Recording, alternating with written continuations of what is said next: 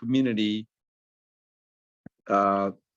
inshallah, what is our responsibility? I just want to put that food for thought. And with the civic duties, as you know, I'm running for school board in Fairfax County, inshallah. But what are our responsibilities as a parents, as a husband, as a child of the Muslim community? If you could just summarize, I know we talk about multiple times, but I think it's just always good to remind our duty responsibility as a Muslim. Bismillah, alhamdulillah, salatu wassalam ala rasulullah, ala alihi wa sahbihi wa man wala. Well, this is what you call the $1 million question. It's, and that's where we largely went wrong, which is to define our duty or our mission. And rather than trying to discover that mission, we went for convenience, which means that we wrote our own job description rather than trying to find out that we are here in life. We were created. We want to know what are the expectations. We should know what are the purpose of our creation, what will make Allah subhanahu wa ta'ala pleased with us, rather than doing that work, which requires thinking and reading and learning. We went for convenience. So we went from commitment to convenience. We went to convenience. So, okay, all what we need as Muslims is to pray 5 times and fast Ramadan, perform Hajj if you can, stay away from adultery or fornication, and you're fine. Don't steal, and you're okay. And that's very bad that we reduce this great religion of ours, this great mission, to a short list of tasks, of things to do or things to avoid. If you ask that question now to Muslims, that's the typical answer that you're gonna get. It's our duty is to pray and fast and avoid this and avoid that. And why we're doing that? Because if we don't do it, we're gonna be punished. So we have to do it to avoid punishment. It's all wrong. It's paradigm completely flawed paradigm. So how to get people to the correct understanding that you don't, even in your job, you don't write your own job description. In life, you don't write your job description, you try to understand it. Now, alhamdulillah, the job is big and it has a lot of things that could be done. So there is some flexibility. Not every Muslim is gonna end up doing exactly the same thing. Everybody gonna contribute from their angle to this cause. So there is room, there is flexibility, there is diversity of things to do depending on your resources, depending on your position, depending on your influence, depending on many things. The more you have, the greater is your responsibility. And Allah does not ask you to do more than the things He has given you, the resources, the abilities. So someone who is highly educated has greater responsibility. Someone who has more money has greater responsibility. Someone who is in a position of power or decision-making has greater responsibility, etc. And it doesn't mean that if you don't have them, you say, okay, I don't know. You still have tried to acquire these. And that's also something that we lost. It's that Muslims should be very ambitious and should aim very high, whether finances, whether professionally, whether in the civic area, should aim very high. But the only difference between a Muslim doing this and somebody who's doing this for their own prestige or their own reputation or their own benefit, Muslim try to acquire more resources, more influence, more power, so that they can do more fi sabilillah. That's the whole idea. So you still are competing, you still try to be very rich, you still aim very high when running for office, whether you start from school board, then you aim for Congress, for Senate, for governor, for even president. But you're doing all of that so that you can do more fi sabilillah. That's the whole idea. That's the only difference between Muslim who should be very ambitious and between someone who doesn't have a cause and they're doing this just for their own selfish benefits or show off or prestige. So again, that's the heart of it. The question that you asked is very valid, very relevant, and that's what every Muslim should be asking themselves: is what are my duties? What are the expectations? Because there are expectations. And I keep saying that I'm afraid that many Muslims on the day of judgment are going to be surprised. Why? Because they're coming with the impression that they knew their duty and they were doing them, just to find out that's not it. That these are not, your duties were much bigger than that. And you are not fulfilling them. You did not even bother to understand them or to learn your duties. So, and of course, always convenience. They call it comfort zone.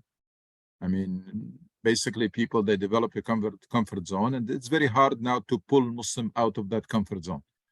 Why? Because it is convenient and comfortable. If you have, I mean, compare this understanding of a short list of do's and don'ts, which you can incorporate them in your life without much effort or without much change. Compare that to taking this, embracing this mission of advocating for justice, making this world a better place, maximizing your contribution to the greater good, etc. That's big, and that's inconvenient, and that's commitment. I just heard, I think yesterday was, somebody was defining difference between convenience and commitment. Not convenience, interest and commitment. I mean, you are interested in something or you are committed to something. And he said the difference between them, that when you are interested in something, you may do it as long as it is convenient. When you are committed to something, you will do it even if it is not convenient.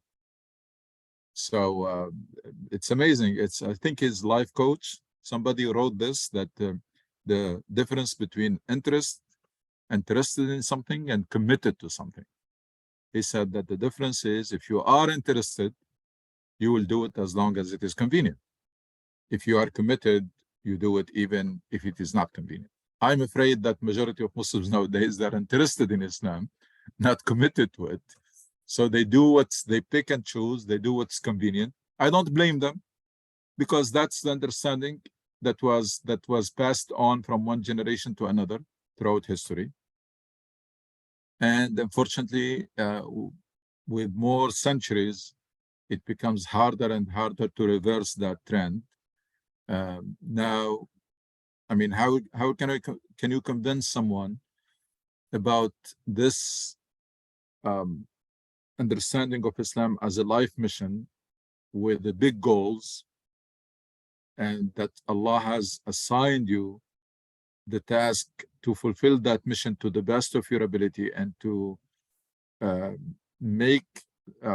to achieve those goals and fulfill them, maqasid, big ones.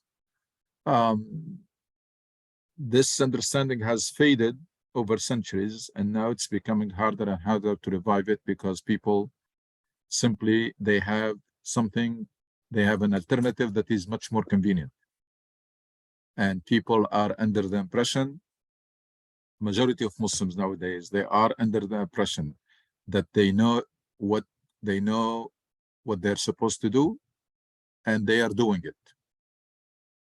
That's very, very It's sad when someone has no incentive to learn more or to improve or to do more. Why? Because I believe, I know what I'm supposed to be doing, and I'm doing everything I'm supposed to do.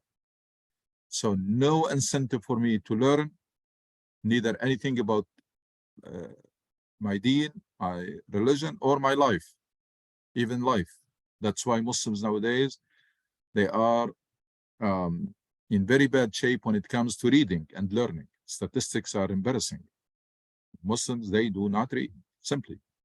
In Muslim countries, the average, how much people read a year, very embarrassing. Why? Because that incentive is gone. Majority of Muslims, they say, I know exactly what my deen, I know what I'm supposed to. And that unfortunately applies even to some of the roles that you mentioned, which is their role as a spouse and their role as parents. Majority of Muslims, they're under the impression that they know how to fulfill those roles, even though they're doing miserable job, very bad job. Why? Because they don't learn. People don't learn about spousal relationship. People don't read about the other gender, and therefore many Muslim families are very dysfunctional. They are basically people who are living together, not a family. People who are living together and they found a formula to keep things running, basically to keep things, the daily things that are functioning, but it's not real family. Why? Because communication is poor, trust sometimes is not there, and because people don't read. And when it comes to parenting, it's the same thing. A lot of people are doing these critical jobs. These are critical jobs, to be parent and to be a spouse. They are the most important roles that a person has, or jobs that a person have before even your job, your 9-to-5 job. And yet people are doing them without any learning, without any, it's learning on the job, and they're doing very poor job. I keep hearing a lot of cases in the community that are, failure, either in the spousal relationship or in parenting, especially when the child goes from being a kid to teenager. That transition, majority of Muslims, I can tell you, fail miserably in it. Why? Because they don't read and they don't prepare for it. They don't prepare that this is not a kid anymore. This is someone who's going through transition, and it's a difficult one. And you have also to adjust the way you deal with this person and you interact with them, because they are not kids anymore. So a lot of families, they continue doing business as usual, and then we get this conflict and clash between parents and children, and it's all because of the same thing. It's because as a Muslim, you have to understand your duties and fulfill them to the best of your ability, and forget this idea of, no, I know it already. As a spouse, you have to understand and fulfill your role to the best of your ability. As a parent, you have to understand that's a critical role. Takes a village to raise a child, takes a real strong family to raise a child with a coherent personality, with the principles, with characters, etc., with the strong faith, etc. So I don't know. I don't know where we're going with this and how can we reverse this trend. It comes to you. It comes to each one of us, because reversing trends is never easy. Actually, even to stand in the face of this strong wave is not easy. Never mind to change its course, which is even harder. But it has always happened this way. There is no other way. It's a core group of individuals. Each one of them try to reverse this trend in their respective circles and environment, and they have to be ready to be met with the resistance. People will make fun of you. People will tell you that you are dreaming. People will tell you that this is hopeless. People will tell you that no, there will be no change. People will tell you this is new religion. You should be prepared for everything. Everything that was told to Prophet Muhammad SAW, you're gonna be told the same thing. But if you persist, if you show a good model, an alternative, successful model, people will start, wait a minute, and will start looking up to you. It takes a while, takes a lot of resistance and patience and perseverance, but it will happen eventually. Eventually, people will start seeing this is a better alternative.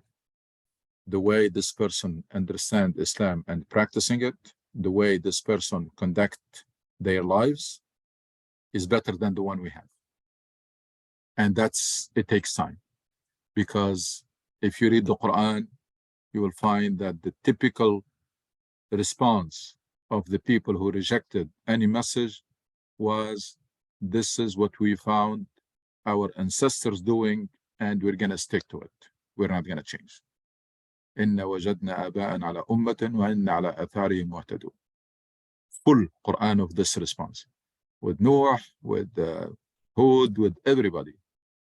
The typical rejection or the typical argument for rejection is, you're bringing something new. That's not the way we found our fathers and parents and ancestors doing, and we're happy with what we have. We're not going to change it. We're going to stick to it. So it takes those individuals, those pioneers, to do it in their respective circles, and then it takes those the SCORE group to come together, first of all, as a support group, because everyone is met with a tough resistance, so you need the support group. And second, to work together in the larger field. Now, each one is going to be working on their own circles, but there is a larger society and community. Now, that requires a collective work and organized work. So that's where this collective and organized work comes in. There is no other way. This is how it happened in the early days of Islam. That's what every successful movement of change in history have done. There is no other way. Anything other than this is going to be wishful thinking and daydreaming. Inshallah, things will work out. Inshallah, Allah will make things better. There is no such thing. There is no such thing in Islam. There is no promise from Allah that don't do anything, don't worry, Allah will do it for you. None. There is no promise like this. So the only way is group of pioneers who come together with a very strong determination to affect change. And these people, they start that journey of discovering their mission, rediscovering their faith and their mission, and embodying it in their daily behavior to show the example, to show the model, and then spreading this understanding and be ready to deal with resistance and with all kinds of rejection. Because you are pulling people out of their comfort zone. What do you expect? You only expect resistance and rejection. Just imagine someone who is addicted to drugs and you want to take them out of drugs. It's not going to be easy. Imagine someone who is taking painkillers, and those painkillers are making the person doesn't feel the pain. And you're coming to tell this person, I'm going to take away this painkiller because I want you to get the treatment. I want you to treat your illness rather than keep taking painkillers. They're not going to like it. They're not going to like the diagnosis. Somebody is taking painkiller and the pain is going away. and you're going to come to convince them that you have serious illness and require serious treatment? No. I mean, painkiller is much more convenient. That's what majority of Muslims are doing today. So that's exactly what we have been talking about for a number of years now. And really, it's about time. It's actually long overdue that we put our acts together to package this message and disseminate it. Like just this last Jumu'ah, somebody who I think he was traveling for a while and came back, and he approached me after Jumu'ah and said, "Well, my brother, this is it's what how he said it. He said that it's bad that we're not making any effort to disseminate this message and to make it reach larger number of people." So he said, I need to talk to you because I think we need to do something. I'm feeling bad that we're doing nothing for this. So that's the feeling, that's the junction we are in. And we're actually looking for people and to come together. Everybody contribute what they can, whether it is money, whether it is skills, whether it is technology, whether it is how can we package this message and disseminate it both here and in the Muslim world. Calling Muslims up front, to calling Muslims to rediscover their faith and telling them that the version of Islam that they have inherited, it's deficient and it's beyond repair. It's something that came out of centuries of stagnations and backwardness and was affected by all of that. So it is not a version of Islam that can inspire renaissance or can inspire progress or can inspire anything.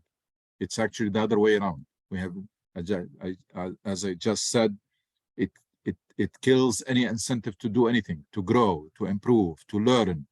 It tells you that this life is not important. Focus on the hereafter.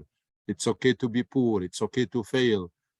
Calls for isolation and disengagement, etc. It's a version that will lead nowhere, even if it is embraced by every Muslim in the world.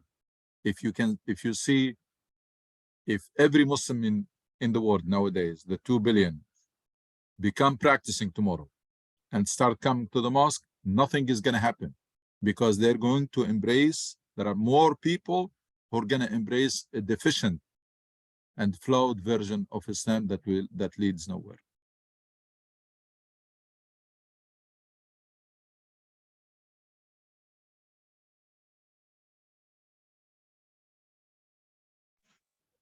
Thank you, brother. That's a great response and good explanation. Alhamdulillah. Thank you.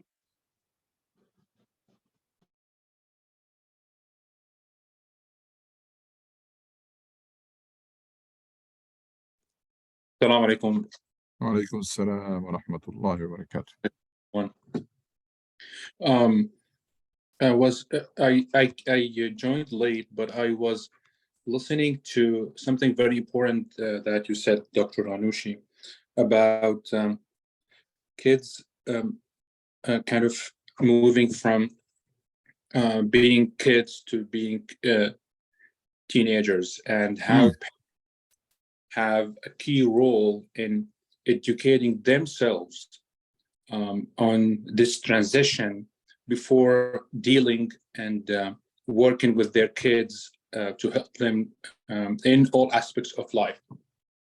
However, and this is very important, I have a kid who is actually in the same situation, and I try to figure out what are the sources that I need to read in order to improve my knowledge. And then I started thinking about, should I go with more Islamic books, Islamic sources, in order to dive in and read more, or I focus more on the Western educators who have neutral kind of perspective about raising kids, and especially in the age of starting from teenager and above, or I need to mix both of them So I would like to hear from you, and if you have any good sources that would recommend, that would be great as well. Jazakallah khair, that's a very good question. It can apply to everything, actually, not only to parenting children in transition. Should we limit ourselves to Islamic books or Islamic sources, or should we broaden? First of all, we need to redefine what is an Islamic book or Islamic source.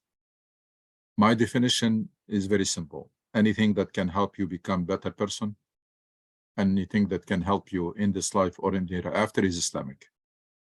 It doesn't matter who wrote it. It doesn't matter for nothing who published it.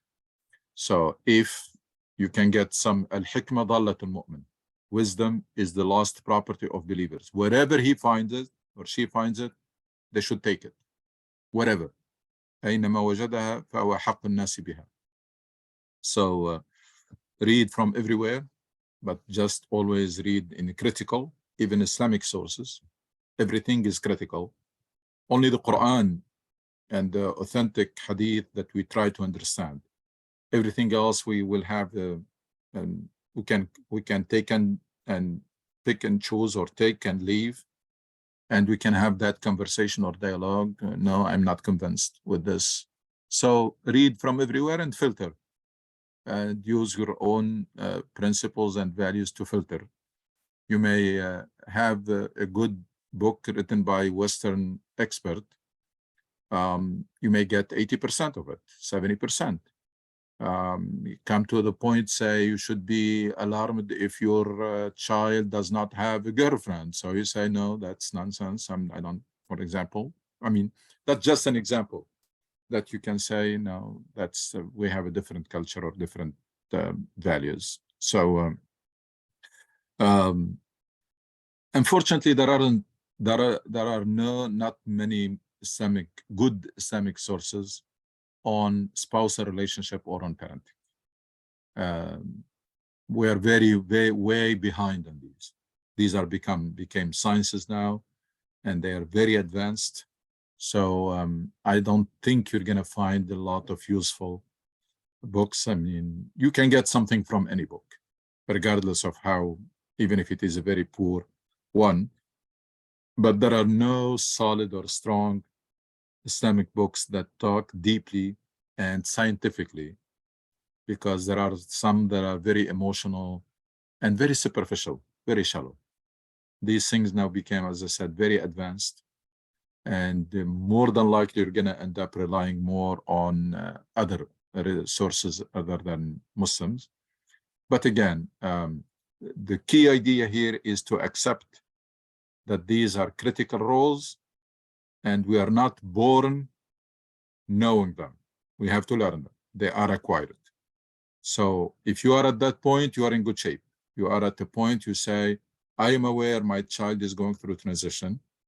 I am aware that I need to adjust the ways I interact and my relationship with this child.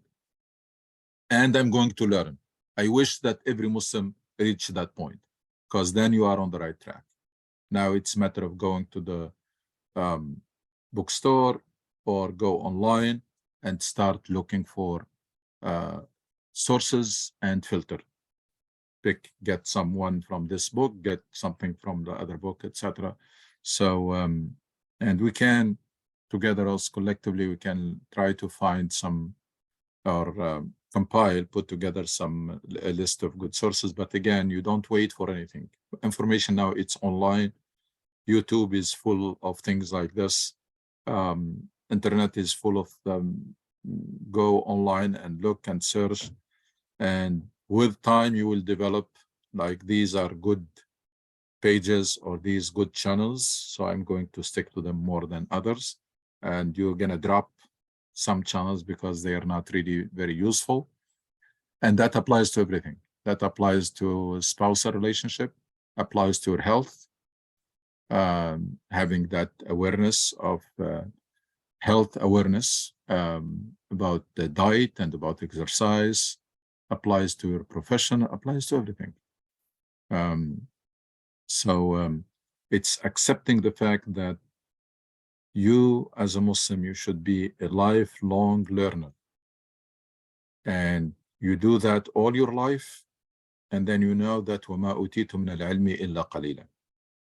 That still, you didn't get a lot, you get a small amount of knowledge. So combating this idea that I know it already, just because you have read an article or a Facebook post or etc., you think that you already know something. Resisting that temptation and accepting the fact that I'm a lifelong learner and I'm gonna learn from any sources. I interact with any person, I try to get something from that person. I read anything, I try to get, because you should have that thirst for knowledge.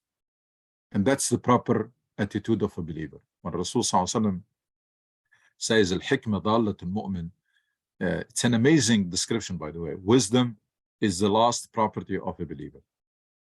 And we all know when we lose something, especially if something that is precious, how it starts preoccupying us all the time. You lose your keys, you lose your wallet, you keep, when is the last time I saw it, when, etc., where can I call here, go there, etc. It's preoccupying you all the time until you get it. That should be our attitude with wisdom and knowledge. Go ahead, again, go online, search, look for ideas, and look for sources. You will find, it's a reality that most of them are going to be non-Muslim, but we should not be afraid, because we should have that CPU that can allow us to filter things. So we should eliminate this being afraid of reading or learning from non-Muslim sources. No, I can learn from anything. I can read, and because I have the filter, and we should know our principles, so that if something contradicts those principles, we push it away, but we take everything else. Jazakallah khairan, Doctor. I have another point as well. Sure. A few days ago, I was talking to my wife, and we see here around us, we see people from the masjid next to us who are trying to, they call it khuruj, something. They come and knock on the doors of people, neighborhood, and talk to them about Islam, and how to and call them to convert to Islam, and then sometimes their address, their whatever, would not be very welcomed by others. The way they talk, the way they ask people to become Muslim from the first moment they see them. For me, it's something kind of contradict with the ayah, وَادْعُوا إِلَى سَبِيلِ رَبِّكَ بِالْحِكْمَةِ وَالْمَوْعِظَةِ الْحَسَنَةِ. So, as you said, Dr. Ghanoush, hikmah is very important, and it came before even Maw'id al-Hasana. So hikmah means you need to know your audience, and because I'm a coach, career coach. So before I do anything, I'm a trainer. So I need to know my audience before I reach out to them and teach them what to do. So this is the hikmah. So I need to know my audience first, and then I need to talk to them in a way, or act in a way, that brings me the results I want. It's not about, okay, I'm gonna go and talk to them, whatever, it's khalas, it's my responsibility to talk to people. I'm now Allah, I did my job, and so I'm good. You need to get results. You need to make sure that whatever you're doing in hikmah means you're gonna most likely get results. So you need to read about your audience. You need to read more about how to reach out to people and call them to Islam in the Western culture. We need to understand their perspectives. We need to prepare for a good talk, kind of whatever elevator pitch when you talk to people. You need to know what is the language, what is this message that you're going to convey to them in a very constructive way, so you attract them to listen to you and keep going. So what do you think, Dr. Ghannouchi? It's very sad, Allah. It's a big issue. With all my due respect to what those brothers are doing, and they have the best of the intentions, because these people, they travel from the subcontinent, from the Arab countries, from different Muslim countries. They come here and they spend like weeks or months from state to state, from community to community, doing da'wah. So there is that intention there, great intention, a lot of sacrifice. But unfortunately, that's the wrong way. There is no question in my mind. It's the wrong way of da'wah. And they base all of that on questionable hadith or questionable stories, etc. But we have very solid argument that Allah subhanahu wa ta'ala did not send a messenger except from his own people and with their own language. وَمَا أَرْسَلْنَا مِن رَّسُولٍ إِلَّا بِلِسَانِ قَوْمِهِ. And the language here, it doesn't mean speak English. The language include the culture also. So in America, you need to be able to speak American, not just English. Because if you just speak English, you're not going to click with people. If you don't know the culture, if you cannot use examples from the culture, like from the collective memory of people. Collective memory of people, there are some movies that everybody has watched. There are some sports games that everybody has watched. It's like in any culture, there is some collective memory. If you have no clue about that collective memory, then you'll be lost. Even if you speak the language, but you don't speak the culture. So for that reason, Allah subhanahu wa ta'ala did not send any messenger except from their own people. وَإِلَى عَادٍ أَخَاهُمْ هُودٍ رَسُولًا مِنْ أَنفُسِهِمْ. From within. Why? To make it easy for people to accept. People don't like that which they don't know. So when it comes from someone they know and they trust, even with that, it was difficult. And Rasul Sallallahu Alaihi Wasallam was in a small community. And he was very, very well respected, very highly respected before he even became prophet. Yet when he delivered his message, he was met with the resistance and rejection. Never mind if he was unknown. If somebody came from outside and say, I have a message, who are you?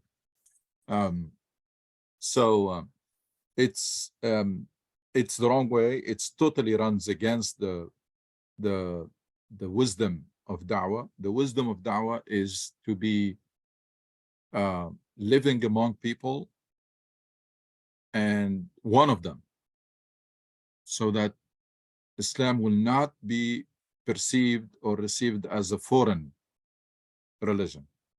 It should come from within. So you are living in a neighborhood, people know you, and you are in the workplace, and you are participating in some volunteer work or organization, and that's your network.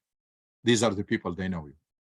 If you manage to represent Islam in the best possible way, that's a requirement for da'wah. Otherwise, there is no point, because people don't want to hear about religion, they want to see it.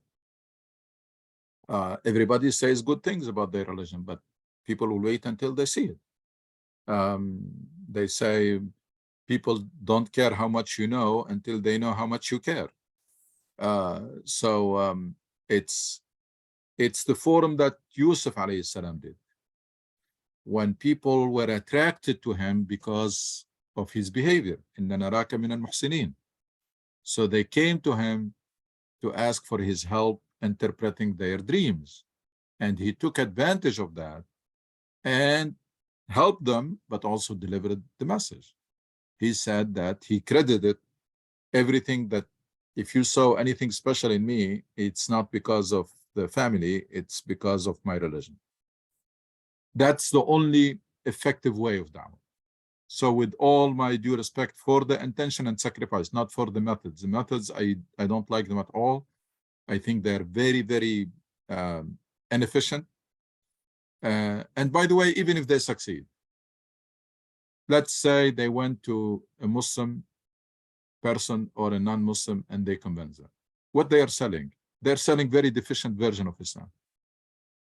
So what's the point of getting another one to come and join us with the same deficient and defective version of Islam? So very superficial, very shallow. Again, the reason I started, I tried to be fair. That's why I started with the intention and the sacrifice and the effort. They mean well. They sacrifice, they do hard work, but that's not the way. Da'wah to Americans had to be done by indigenous Muslims. At least immigrants who stayed here long enough to know how to talk to people and for people to know them, both for people to know them and for them to be able to talk to people. And better yet, it's second generation, it's the convert. These are the ones who can, because the first idea, the first impression, if an immigrant, never mind the visitor is even worse, present a religion to you, this is a foreign religion. So you're making it harder for me to accept it because it is a foreign religion. But if it comes from within, then people, and that's again the reason why Allah subhanahu wa ta'ala sent messenger from their own people with their own language. And one of the strong argument of those messenger is, I have been living with you for so long, you know me. It didn't lie to you. And almost every messenger have said this. Yunus alayhi salam, Prophet Muhammad sallallahu alaihi wasallam, actually they told him, they said, you never lied to us. We know you very well. We know that you are the trustworthy, and there is no reason for us not to disbelieve you. The same thing for Yunus alayhi salam, when he says it's in Surah Yunus,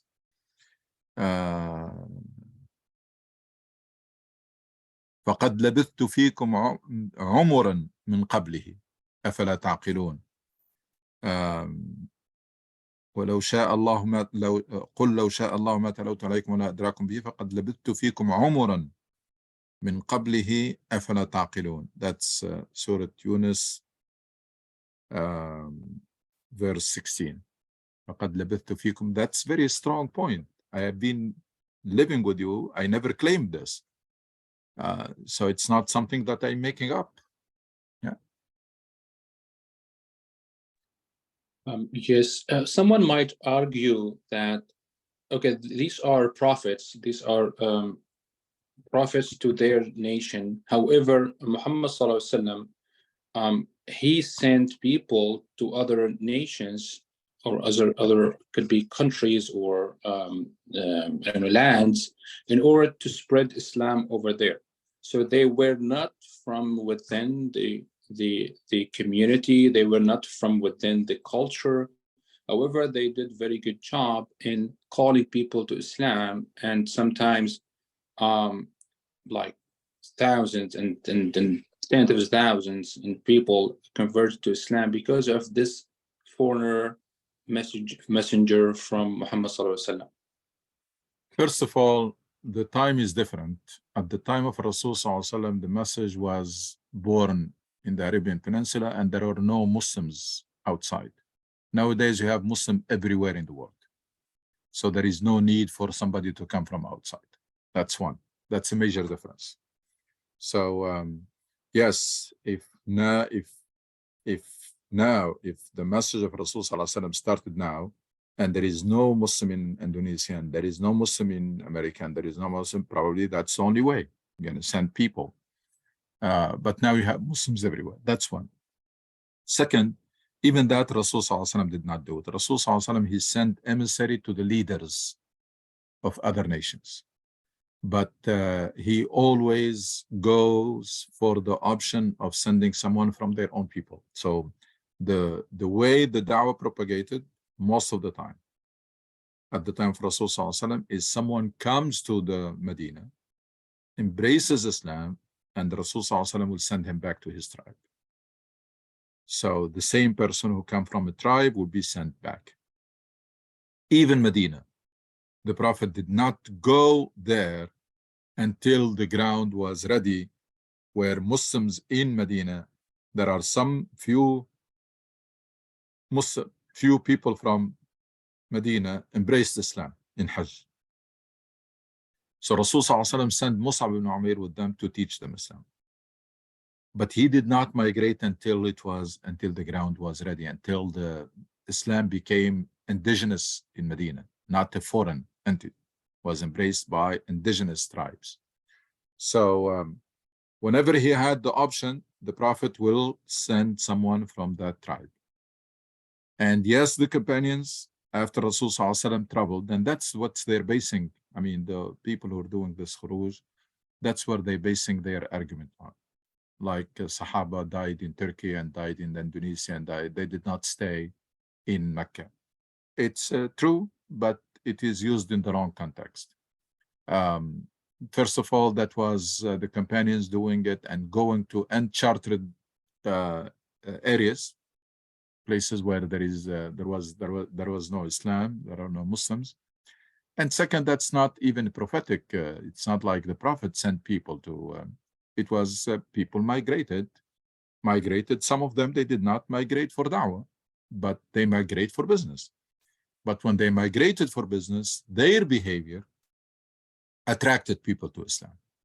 So the people who went to Indonesia and probably were key in converting that country to Islam, they did not go for the purpose of da'wah. They are average people who went there for work and for business and for like now Muslims migrating.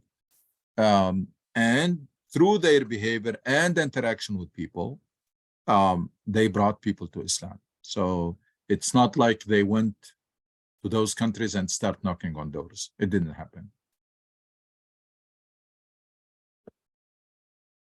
Last point here. So the way that I understand from that, which is great, is mainly if I am someone who has immigrated to the United States, let's say 5, 10, 15 years ago, it's better for me to, if I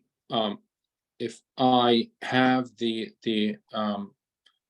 desire of spreading da'wah and contribute to da'wah in the US, is to focus on immigrants and avoid talking to native speakers, because I don't understand their culture the best, and sometimes they understand me in different way, or yes, I do that, but in a limited capacity, because I might not be able to convince them. Maybe I start the conversation and then I connect them with someone who is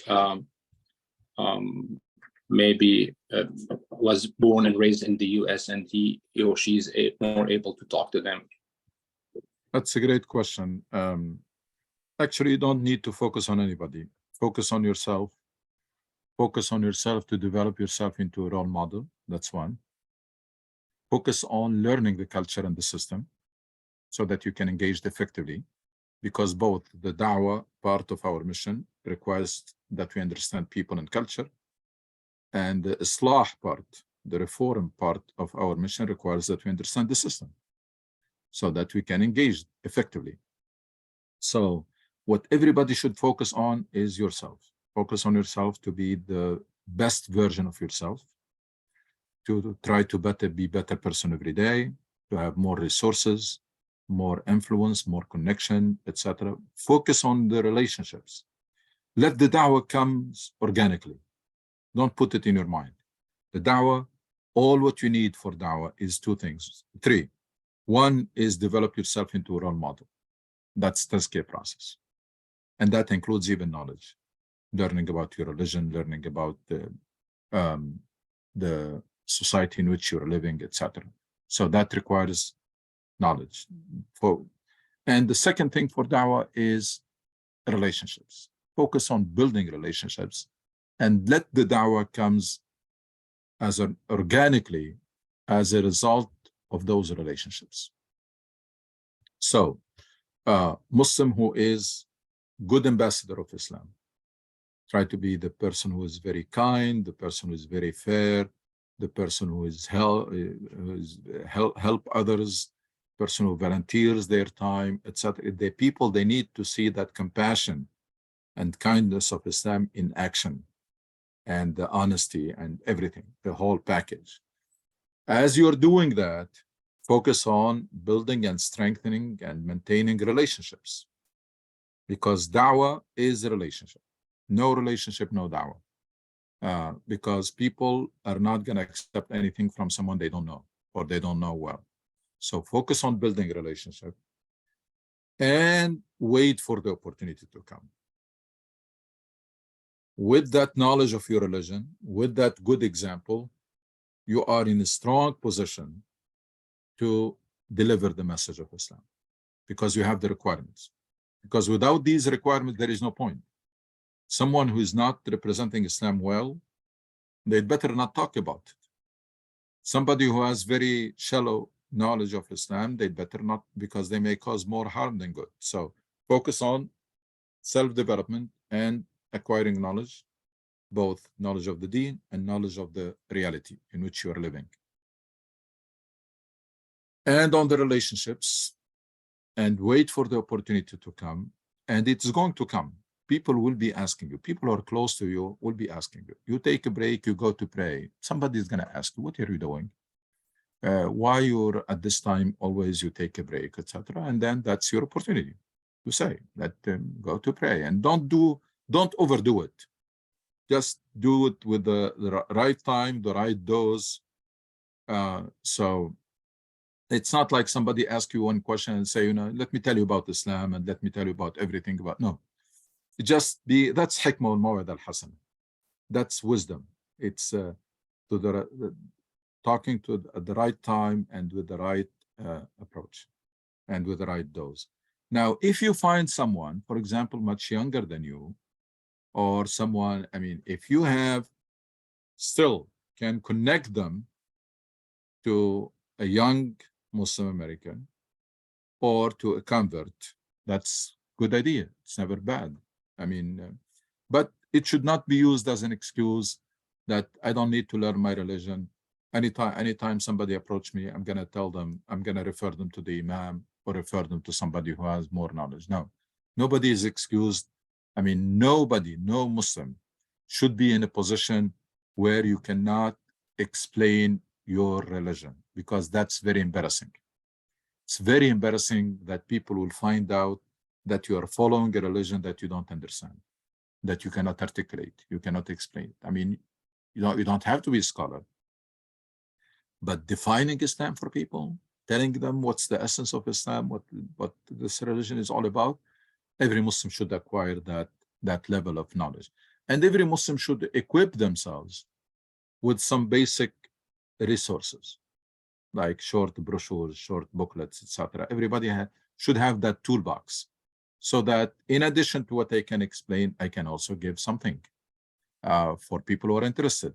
People show more interest, I can give them a booklet, I can give them a couple of brochures.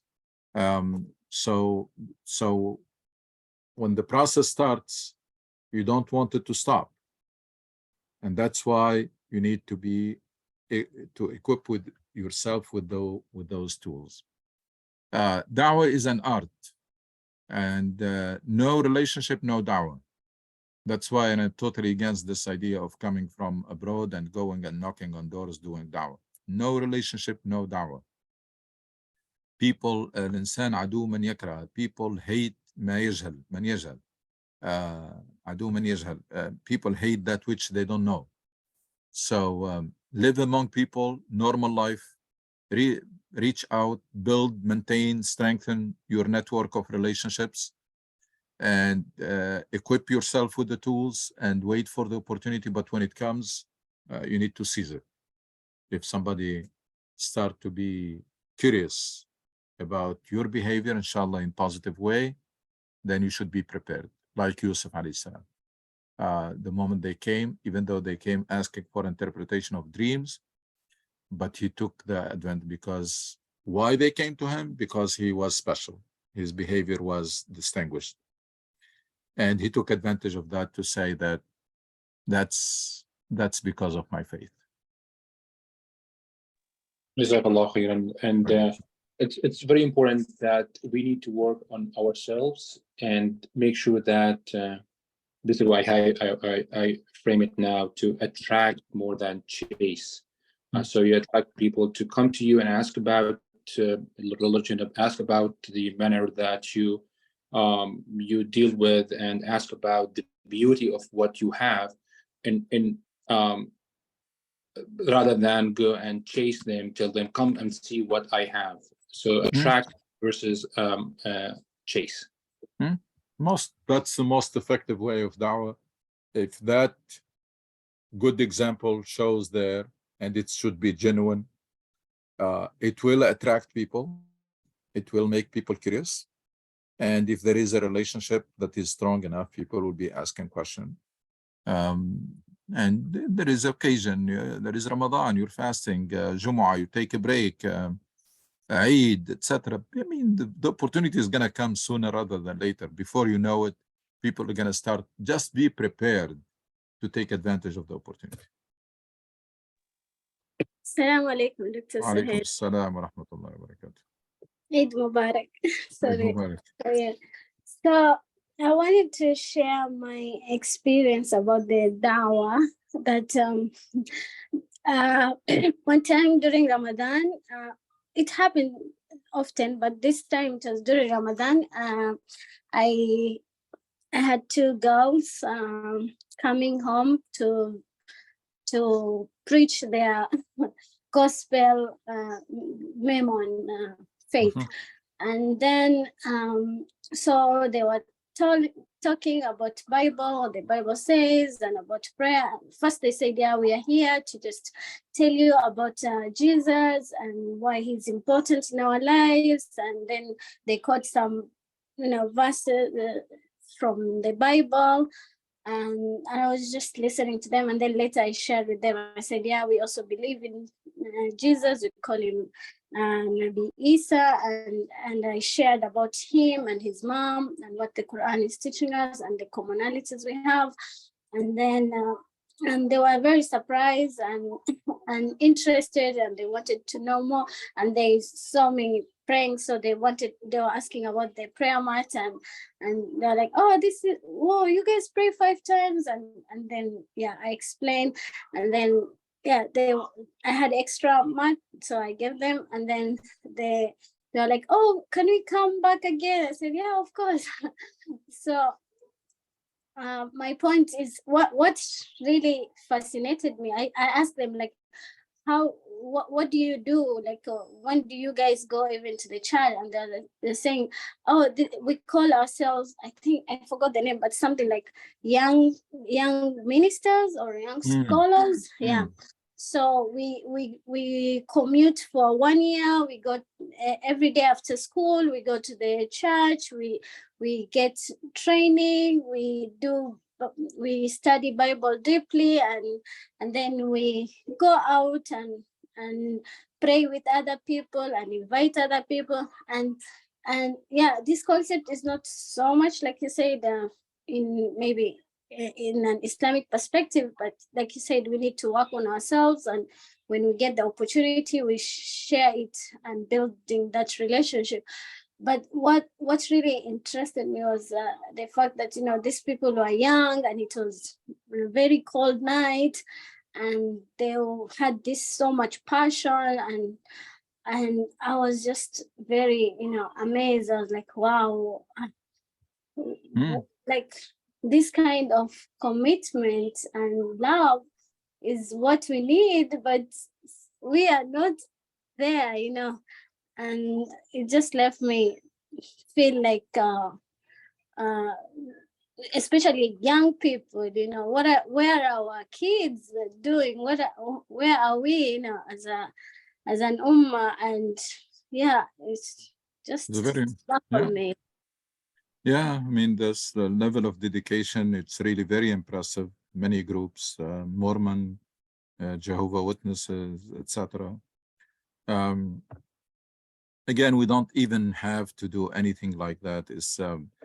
It's basically what I just mentioned, is that if Muslims have the commitment to work on themselves, to show Islam in action, and then to interact with people with compassion, and forget about this idea of dividing the world into Muslims and non-Muslims, looking at people around you as your fellow human.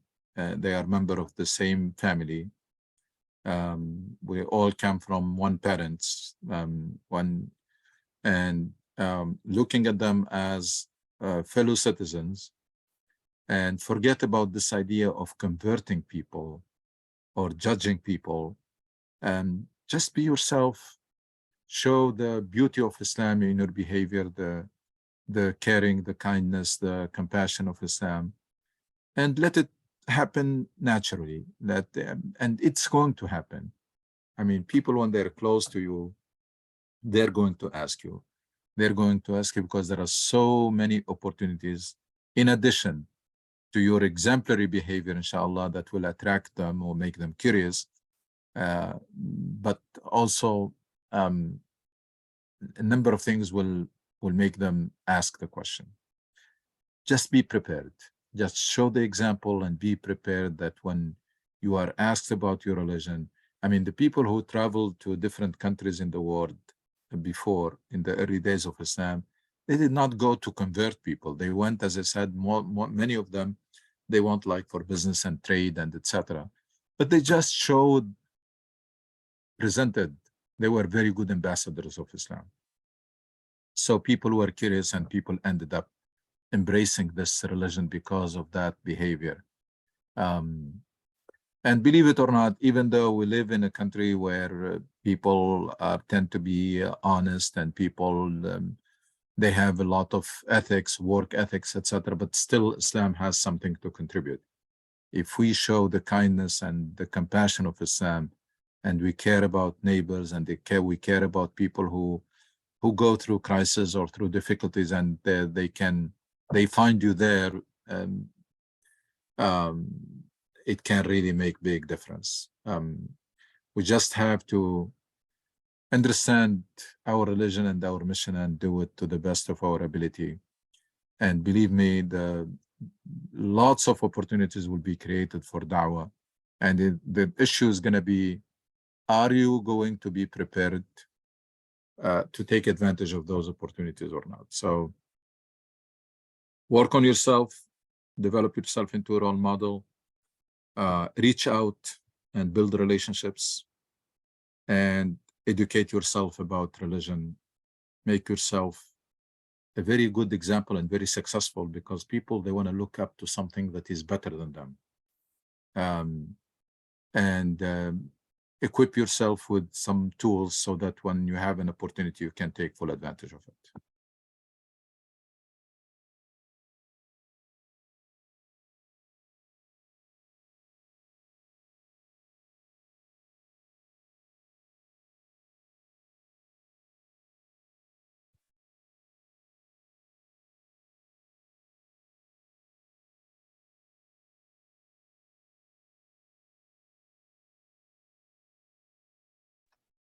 If nobody has any other question, I think we will see you next Sunday, Dr. Suhail, inshallah. Inshallah. Okay, Assalamu alaikum. Assalamu alaikum.